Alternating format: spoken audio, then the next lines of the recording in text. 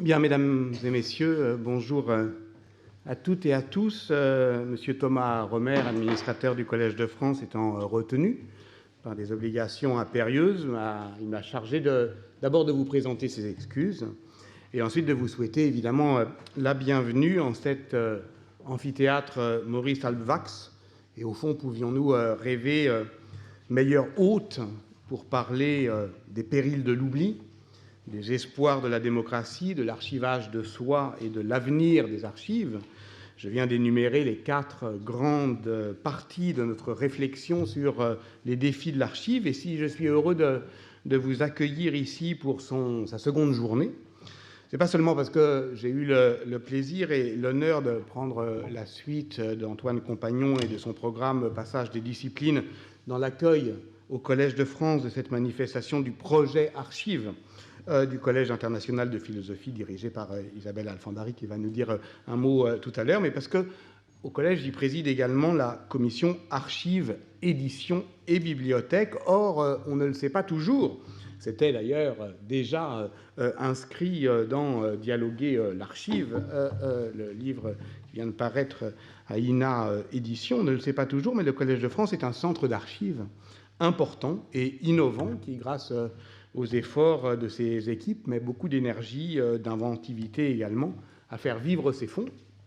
au-delà donc des collections patrimoniales de l'institution et de ses professeurs. Vous pouvez, si ça vous intéresse, pour en prendre la mesure, consulter son catalogue général, Salamandre, qui répertorie notamment les très nombreuses séries numérisées. Je pense en particulier aux archives du laboratoire d'anthropologie sociale, mais aussi des fonds plus anciens, où on trouve beaucoup de photographies, comme le fonds Robert Hertz ou Michel Léris. Et puisque j'ai la parole, je me permets également, pour terminer, de vous signaler l'excellent carnet des bibliothèques et archives du Collège de France, colligéré, c'est un carnet de recherche, qui valorise nos collections, et notamment audiovisuelles, puisque ce qui caractérise cette institution singulière qu'est le Collège de France, c'est au fond de rassembler l'étude de textes très anciens et d'objets très modernes. Et voilà pourquoi la bannière qui vous accueille à l'entrée, qui annonce la participation du Collège de France à la Nuit des idées le jeudi 30 janvier prochain, porte en filigrane une chronophotographie tirée du très abondant fonds Étienne-Jules Marais, car cette image de la mise en mouvement du passé ne rend pas seulement visible le thème de cette nuit des idées, être vivant, mais rend également compte de ce qui nous rassemble aujourd'hui ensemble autour des défis de l'archive. Voilà pourquoi je me permets également de vous donner rendez-vous ici même, dans cet amphithéâtre Maurice Halbwachs, le jeudi 30 janvier. Et Emmanuel Laurentin, non, toi tu seras dans le grand amphi, évidemment, hein, on est toujours... mais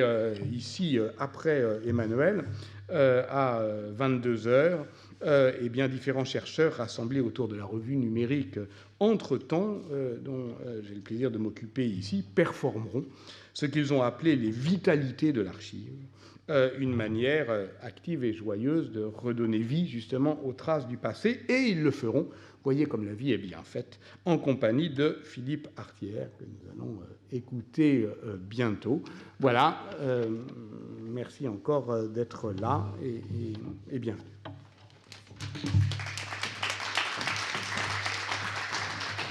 Alors, cher Patrick Boucheron, mesdames et messieurs, chers collègues, chers amis, je dois commencer par vous présenter à mon tour les excuses de Fabienne Brugère, présidente de l'Université Paris Lumière, qui ne peut malheureusement pas être là avec nous aujourd'hui, mais qui viendra peut-être un peu plus tard dans l'après-midi, qui aurait souhaité pouvoir prendre la parole. Je dois vous dire combien nous sommes reconnaissants,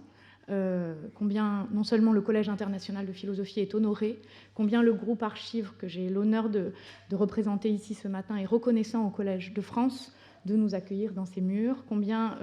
le groupe Archives, donc, dont je vais dire rapidement un mot, est heureux de ces 2 journées qui viennent scander la mi-parcours de son travail qui a commencé maintenant il y a presque 2 ans et qui a donné lieu donc à l'élaboration d'un très beau programme, je pense que vous l'avez sous les yeux, et également à la publication d'un livre dont Patrick Boucheron vous a dit un mot, qui s'appelle « Dialoguer l'archive », qui a paru aux éditions de l'INA, et je veux remercier la collaboration de l'INA, le soutien de l'INA pour la publication de ce livre, qui est un livre que nous avons coécrit à plusieurs du séminaire Projet Archives, et qui a paru donc très récemment et que vous pouvez trouver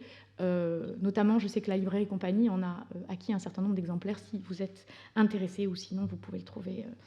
par les moyens habituels. Je dirais simplement un mot de l'histoire, disons, très récente, mais très marquante pour nous